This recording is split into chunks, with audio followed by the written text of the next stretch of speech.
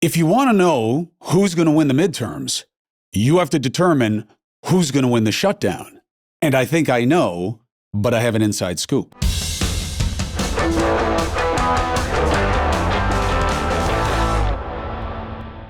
Chris Cuomo here. Welcome to the Chris Cuomo Project. Why? Let's question the premise. Why is the shutdown relevant to the midterms? Now, I would see that, and you probably agree. That's a little bit of a duh.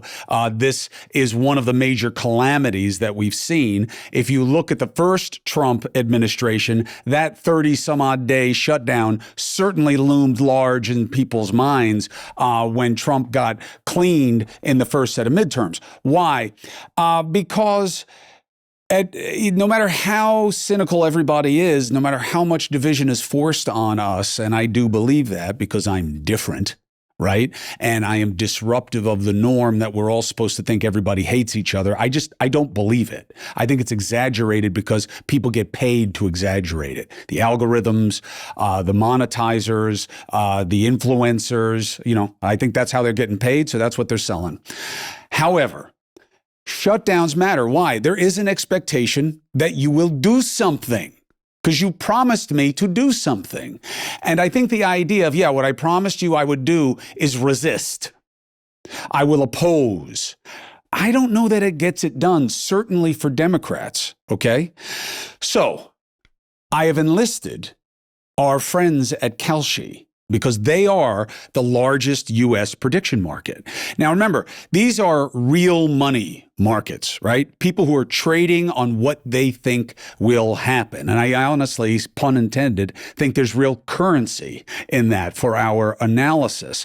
They've turned out to be pretty accurate. Why? Because money's on the line. That's why. And I think they're really right in there with the odds making, the bookmaking that I've seen in sports, to be honest. I mean, their percentages are pretty solid. So I believe they are a better way to gauge sentiment than just some preference poll where it's all about how they ask and who they ask and when they ask. This is people who are willing to step up and put money on it.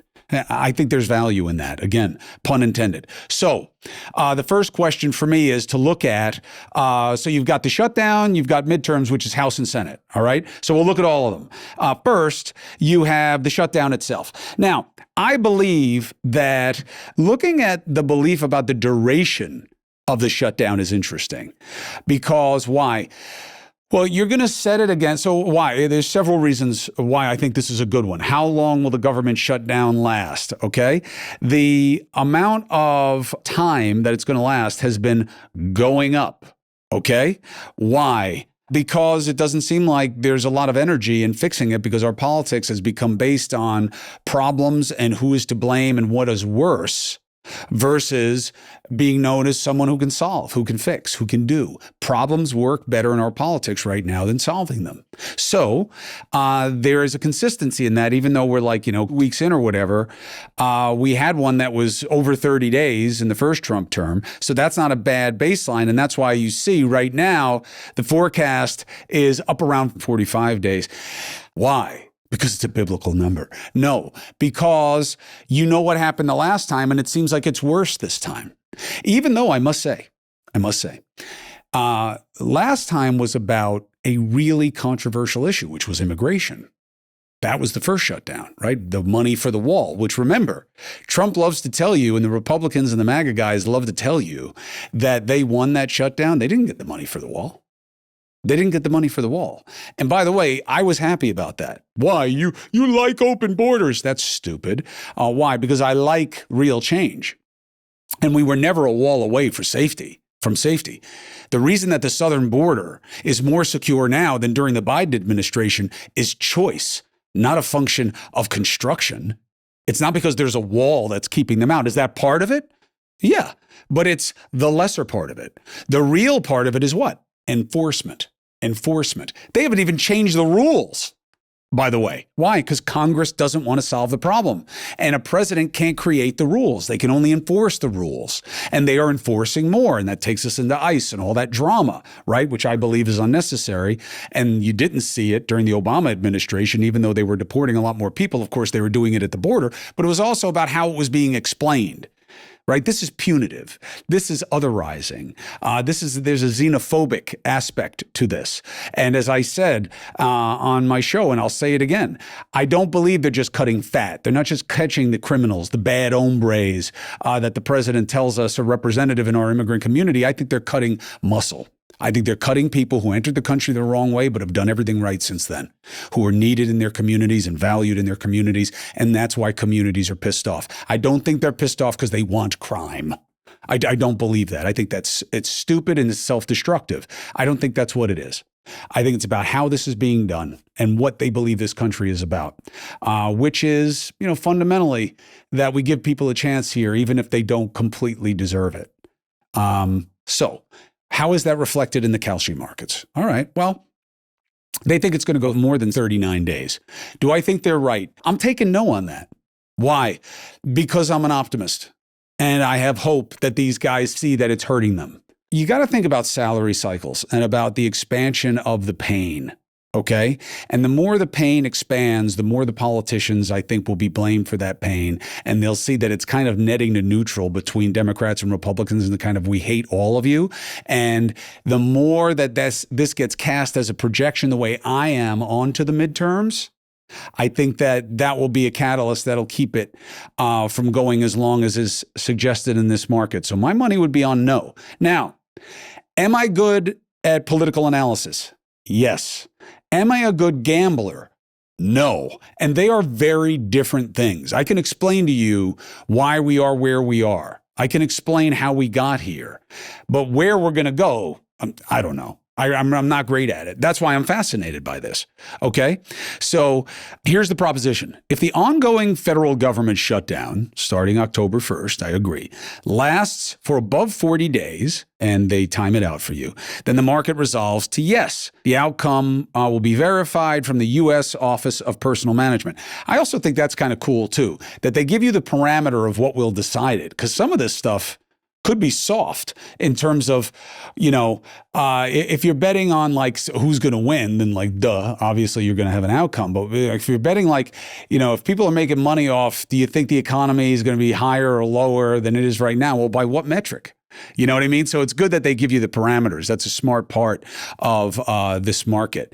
And I also like, if you look at Kalshi, like how they kind of give you little tips about, here's what other people are saying and why, and here's comments, and here's what people are in at. And also that how long will the government shutdown last? More than 60 days. The odds are at 21%. The cost is $5.40. The value right now is $4.86.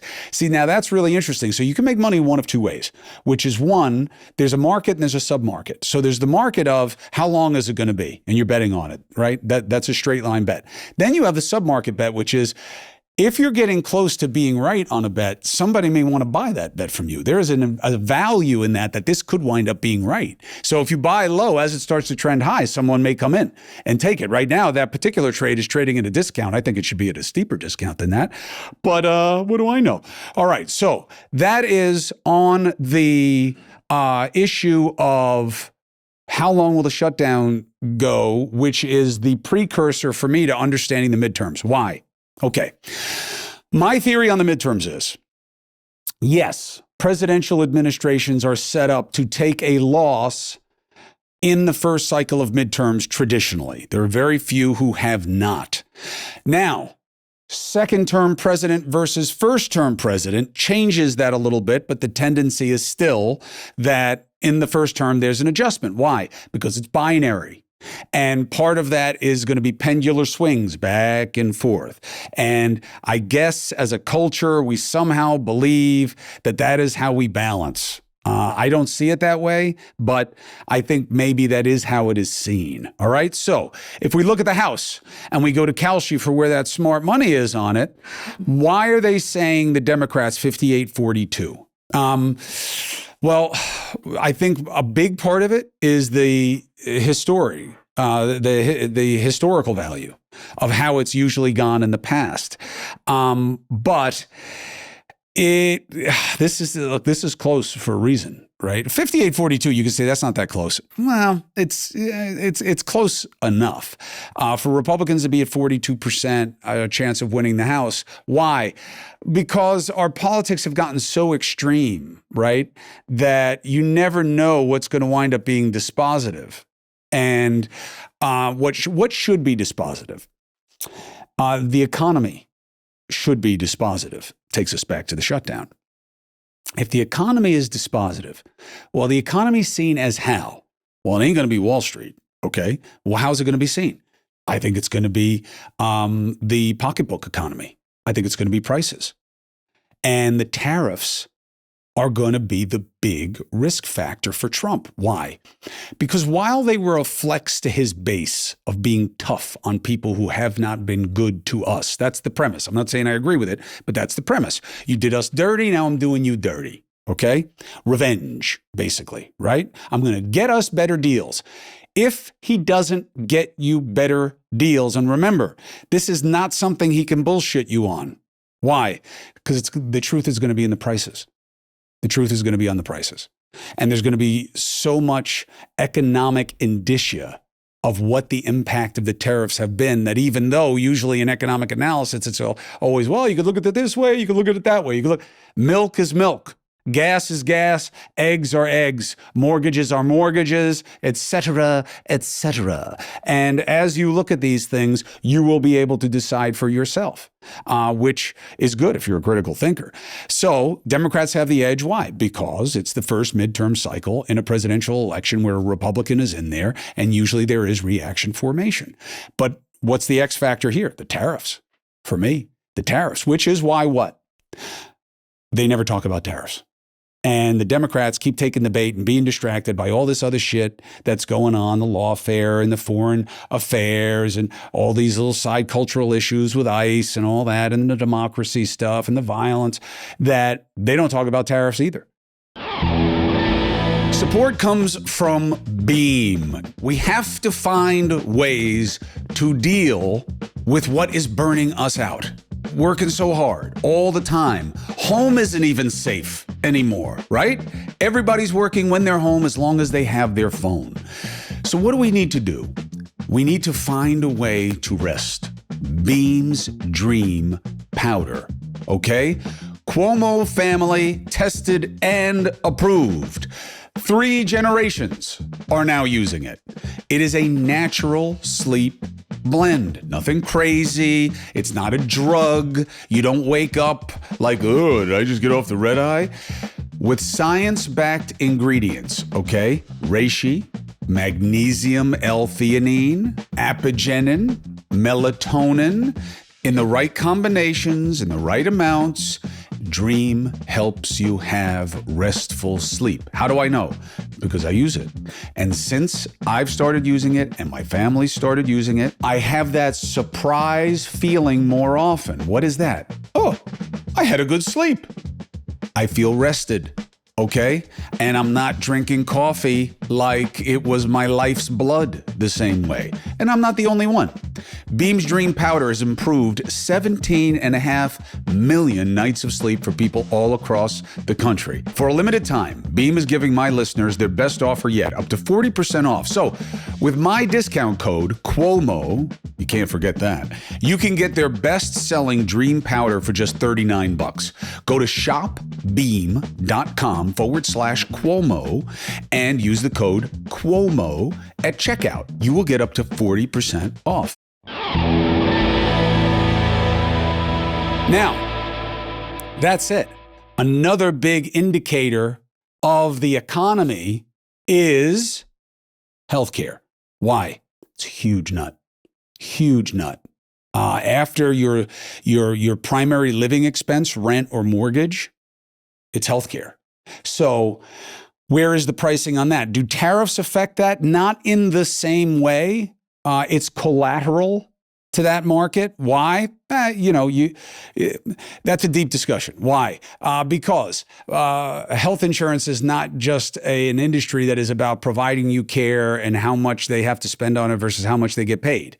Health insurance is also about reinsurance and all of this securitization and all these other funny money games that they allow that industry to play, where their reliance on borrowing and lending and VIGs in those spaces will affect their bottom line. So, and then, well, how does their bottom line affect yours? Well, in terms of what their pricing structure is. So it's complicated. But what's simple? That the Democrats right now in this shutdown, I believe, are fighting the right fight. Now, they're allowing it to get twisted. There are many of you who will say, fighting the right fight, giving free health care to illegals. I hate that term, but it is the term that's being used, and I'm just trying to pass along the vernacular, but I should also try to be something better. So is it about giving free health care to undocumented immigrants? Now, my answer to that is not really. It should just be a straight no. Why? Subsidies for Medicaid, which was ignored in the big, beautiful bill that's now called the middle class tax bill or whatever the fuck it's called, when that was not a middle class tax cut. Why not? Middle class people got a tax cut. Not as much of the benefit went to you as went to the top. So why would it be named after you? You're being exploited. You're being used. Okay? And you should be aware of that and decide how to feel about it. So they didn't deal with healthcare, but now they're kind of using healthcare cuts to pay for that. Why? Because they're going to lose revenue, so they're not going to have as much money to spend. That's what a tax cut is, right? So how do you feel about that? What does that mean to you? I believe that's very fertile ground for the Democrats and goes to this economic dynamic of better off, right? So what do? They flip it. And you want to spend precious money on people who are not here legally because you are crazy, right? That's the pushback. So what is the rub on this that I think Democrats are not getting right yet? They are doing well or better at pressing what this is about. They are not doing as well at insisting on what it is not about.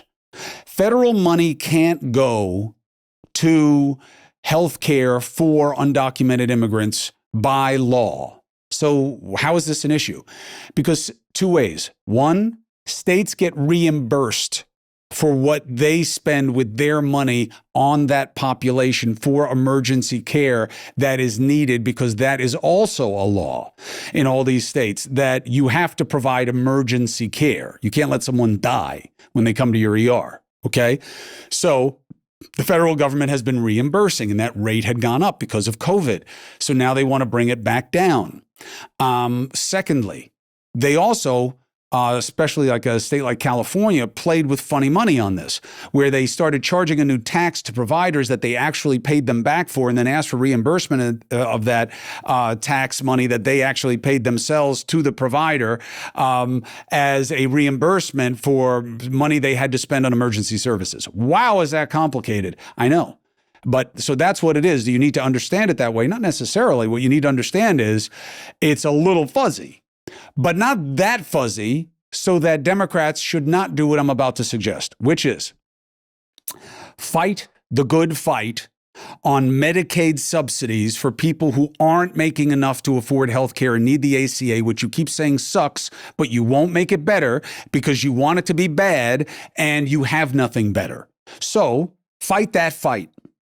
Do not fight the reimbursement rate fight for undocumented immigrants. Give it to Republicans. And here's why. You give it to them and say, you decide what rate you want to reimburse the states at. So you own it. And when states start to complain that they had to spend all this money on undocumented immigrants and you won't reimburse for any of it, and people are dying, and kids to this, and vulnerable to that, and this is America, and look at that, the Republicans will own it. That's what the Democrats should do. Well, why haven't they done it? That's interesting. My suggestion is it is not because they don't get it. If I can think of it, anyone can think of it. It's because they have a part of their party that, whether it's a misplaced sense of compassion, or it is just a radical idea of what America is about, does want people who are not, look, AOC, the most popular person in the Democratic Party. If you look at a lot of preference polls, I don't know if Kalshi's got something on that, but if you look at her, what does she say? I believe everyone in this country should have health care. And she does not make a distinction when that comes to undocumented immigrants. So she is saying that. So they're right to accuse her of it. If I'm the Democrats, I give them that issue. I give it. You decide. They're not here legally. They are not the hill to die on. Citizens and their health care is the hill to die on. That's what I think they should be doing. That's a big issue. And the party that wins, the side that wins that battle of perception will inherit the reality of winning the House of Representatives. Now, the Senate, this is going to be an interesting one. Why? Well, look at the shutdown. How is the Senate different than the House? Well, let me tell you. That used to be a very long answer. Not so much anymore. I kind of see the Senate as kind of a redux of the House. I do not believe it is any longer the most deliberative body in the world. I don't think that. You don't have the quality of people. You don't have the tenure of people. And the politics have gotten too simple and ugly, you know? Now, what do we need to look at? Well, we're going to look at where the smart money is. Now, the Republican Party is seen as winning the Senate. Well, how? How would the House be one way and the Senate be the other way? Why is it so dispositive? Because those seats don't turn over much. By the way, no seats turn over that much. You know, the incumbency effect is well over 90%. Why? Gerrymandering. Money in the game. I mean, fundamentally, I'd call that rigged. It's not illegal, but just like with money in politics in general, the problem is the legal money, not illegal money. And the same way here. So it's that they have the advantage now. The seats turn over so little, people's inherent interest in bias of balance does deliver that over to the Republicans. Now, how does this shutdown? This number is going to change. Here's my prediction. Based on Kalshi's prediction, here's my prediction. This number is going to change based on how the shutdown ends because it's going to end in the Senate. And whoever is seen as coming out on top in the Senate, if Democrats deliver those votes, because there aren't enough Republican ones to get through what I left out. What's the only meaningful difference between the House and the Senate now? The filibuster. You need 60 votes on most important things. Should they get rid of the filibuster? I have a gut instinct that tells me, yeah, fuck it. You might as well just go simple majority now. Better minds tell me, no, man. If you lose that, you lose any chance at having anything approaching real consensus. Okay, I'll relent on that for now. So that's the main difference is the filibuster, which means you need 60 votes, which means you need Democrats unless you have 60 votes, which they don't have because the margin is very small. So Fetterman and one other Democrat senator voted to keep the government open. So they're going to need 6, right? So if they need 6, then can the Democrats make it look like giving those votes means that it's a win for them? And if so, these numbers are going to change. But right now it's 70-30. Now, I'll make one last point. Here's my one last point. One, do I trust Kalshi's betters more than I trust my own instincts? Probably. Why? Because I'm not a great prognosticator. I don't even really see any value in that, to be honest. I guess there will be now because of these betting markets and people who can tell you how things are going to go, especially if they're not enforcing any insider trading rules. It'll become more of a commodity than it is in my mind in terms of a particular type of acumen. But I learned something in our town hall that I think is going to be a touchstone, a bellwether for who wins the midterms. The side that seems sensitive to, and respectful of, and activated by, I'll give you a few different prepositional phrases there. The man who was named Jack Chris at the town hall. Black man, father, air traffic controller, sophisticated, That is a highly discretionary employee, not a ministerial job, right? Furloughed, what does that mean? That he's kind of like working without pay, basically. He tells a story at the town hall of how long is it going to last? Because I have to do DoorDash at night to pay my bills, specifically my daughter's tuition. That hit hard. That was a gut punch to the audience, to the players on the stage, and certainly to me. Okay. Furloughed, by the way, as a word, people think that means fired. No, it's actually a leave of office. It is putting an employee on temporary leave. I think it's a Dutch word. Yes, it's a Dutch word meaning leave of absence or permission. So it's a temporary leave of absence from duty.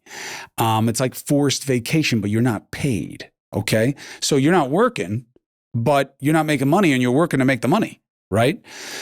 So he tells this story. The side that is seen as being for Jack Criss, who can make it so that he doesn't have to be in DoorDash to pay his bills while working another job that actually matters to people's safety. There's like a sweet spot there. We need this guy as an air traffic controller. And the reason that he is compromised is because you suck at your job and he has to do desperate things when we need him at his best to do what he does. God forbid anything goes wrong. The person who can win that voter, who by what?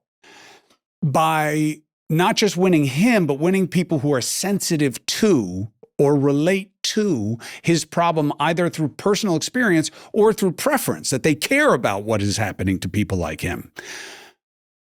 Right now, we are at a point where the country is sick of hearing that there are those who have too much and those who have not enough. It is relevant. Whoever wins the battle of being on the side of changing how many don't have enough is going to win the midterms. Now, how that manifests, what it looks like, we don't know right now. But I'll tell you where I'll be watching is the smart money in the Kalshi markets, because it'll probably be good as a weather vane of where we're going.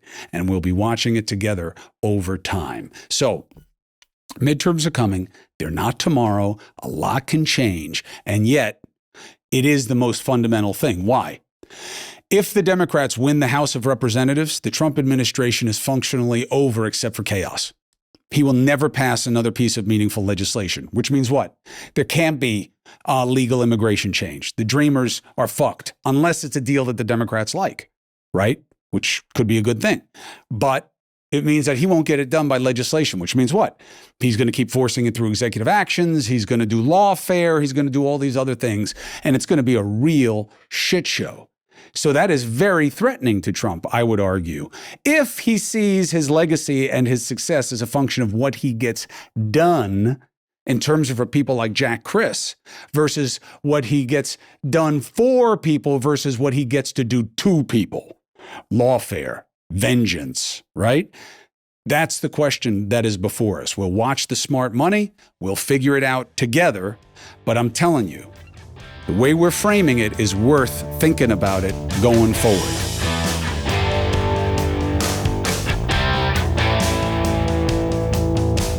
I'm Chris Cuomo. Thank you very much for subscribing and following, checking me out on News Nation, 8 p and 11 p every weekday night, and subscribing at our Substack. Why? Because I'm using that money to do good things, okay?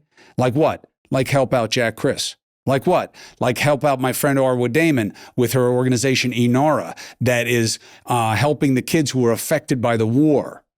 All right, for $5 a month to be able to crowdsource contributions to things like that make a difference in people's lives, I think it's worth it. Why else is it worth it? Because I'm sharing with you on my Substack about my wellness journey and what I know about health and what I know about philosophy and how it affects you and how you can live your life through my own mistakes, that you can live your life a better way. I think it's worth $5, especially when you know I'm using the money to help people get long COVID treatment with Dr. Robin Rose and to, help things that we all agree are wrong.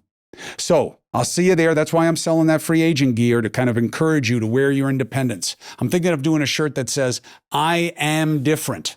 Why? Because, man, we got to be different than what's being out there right now because we all hate what's out there, right? Maybe I am a critical thinker or just critical thinker. Why? Because who wants to be a lemming? There are too many out there. So my brothers and sisters, the problems are real. The division is real. But let me tell you, there is absolutely opportunity to get us to a place called better. So let's get after it.